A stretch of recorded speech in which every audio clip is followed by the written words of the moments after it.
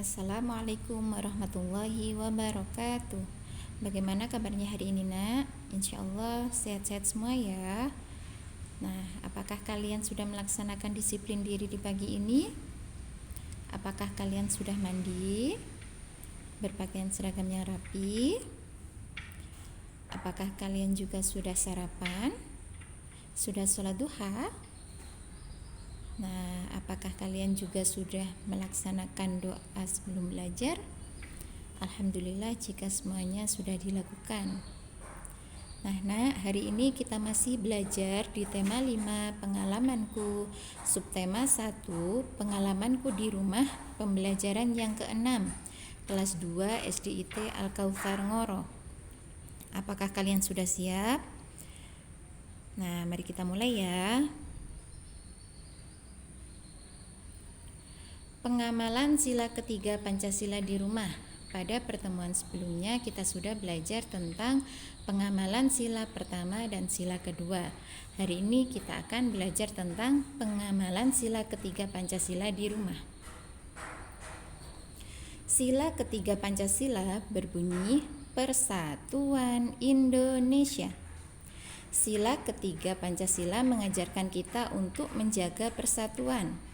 Dengan mengamalkan sila ketiga akan tercipta kerukunan di rumah. Kerukunan dapat mempererat hubungan antara anggota keluarga. Iya, jadi kerukunan itu dapat mempererat hubungan antar anggota keluarga. Jika anggota keluarga saling rukun, maka akan erat hubungannya, nggih. Jadi kita harus rukun dengan siapa saja, terutama dengan anggota keluarga. Nah, kita lihat di situ ada adik dan kakak yang sedang menggambar. Contoh pengamalan sila ketiga Pancasila di rumah. Aku boleh memakai krayon warna hijaunya duluan tidak, Kak? Kata adik. Boleh, setelah selesai kakak pinjam ya. Nah, kakak mendahulukan kepentingan adik saat bermain bersama. Itu merupakan contoh pengamalan sila ketiga Pancasila di rumah. Jadi kita harus mendahulukan kepentingan orang lain daripada kepentingan diri sendiri. Nggih nak nggih. Jadi kita tidak boleh egois, tidak boleh mementingkan diri kita sendiri, kepentingan diri kita sendiri. Jadi kita harus memperhatikan orang lain yang berada di sekitar kita juga, seperti itu. Nah, tugas hari ini adalah menceritakan pengalaman mengamalkan sila ketiga Pancasila di rumah. Silahkan berikan 3 contoh saja.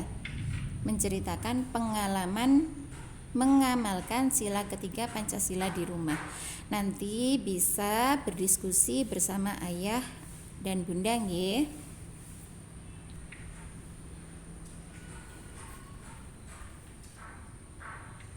Menanggapi pembacaan puisi.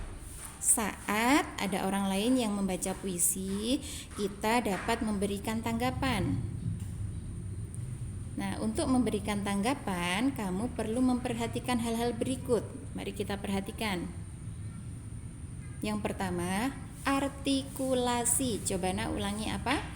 Artikulasi. Nggih, artikulasi itu berarti kejelasan pengucapan. Saat membaca puisi, sebaiknya setiap kata diucapkan dengan jelas dan tidak terburu-buru.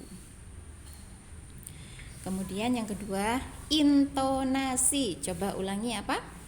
Intonasi. Nggih, intonasi itu berarti ketepatan nada.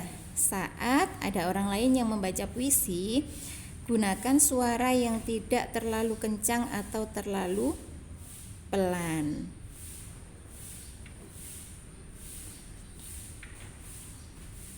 Kemudian yang ketiga,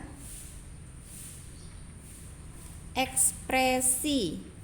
Ekspresi itu berarti raut wajah. Jadi ketika membaca puisi, kita harus memperhatikan ekspresi yang digunakan itu harus sesuai dengan isi puisi. Misalkan isi puisinya itu gembira, jadi tidak boleh ekspresi wajah kita terlihat sedih. Nah, sebaliknya jika puisinya berisi sedih, kesedihan, maka raut wajah kita harus kita sesuaikan. Nah, perhatikan contoh tanggapan pembacaan puisi berikut. Misalkan ada orang yang sedang membaca puisi yang berjudul Hujan. Kemudian kalian memberikan tanggapan. Nah, tanggapannya contohnya seperti ini. Saat membaca puisi berjudul Hujan, artikulasi Desi terdengar sangat baik. Ia membaca setiap kata dengan cukup jelas. Suaranya pun lantang sehingga terdengar jelas. Ekspresi Desi saat membaca puisi juga sudah sesuai dengan isi puisi. Nah, siapa yang membaca puisi ini berarti? Ya, yang membaca puisi ini adalah Desi. Apa judul puisinya? Judul puisinya Hujan. Nah, yang poin pertama, artikulasi dijelaskan. Artikulasi Desi terdengar sangat baik. Kemudian intonasi, suaranya pun lantang sehingga terdengar jelas. Kemudian bagaimana ekspresi Desi? Ekspresinya sesuai dengan isi puisi. Nah, hari ini kita akan berlatih. Nanti kita tetap bekerja sama dengan ayah atau bunda ya. Nanti ayah atau bunda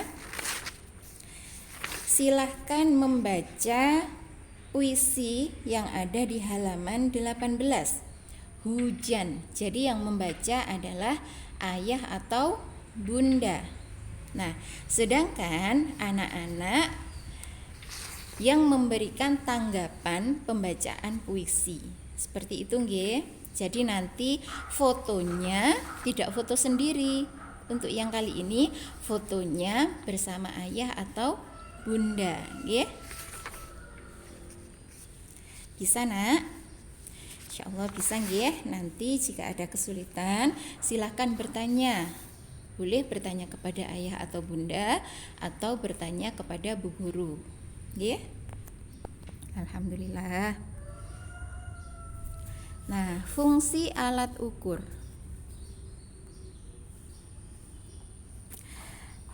Kita ingat kembali tentang alat ukur panjang. Kemarin kita sudah mengenal penggaris, meteran, jangka sorong, seperti itu ya, Nak ya.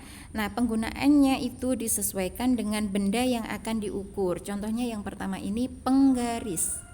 Biasanya digunakan untuk mengukur panjang benda yang kurang dari 30 cm. Contohnya, pengukuran panjang buku tulis yang kecil-kecil nggih. Jadi penggaris itu untuk mengukur panjang yang tidak lebih dari 30 cm.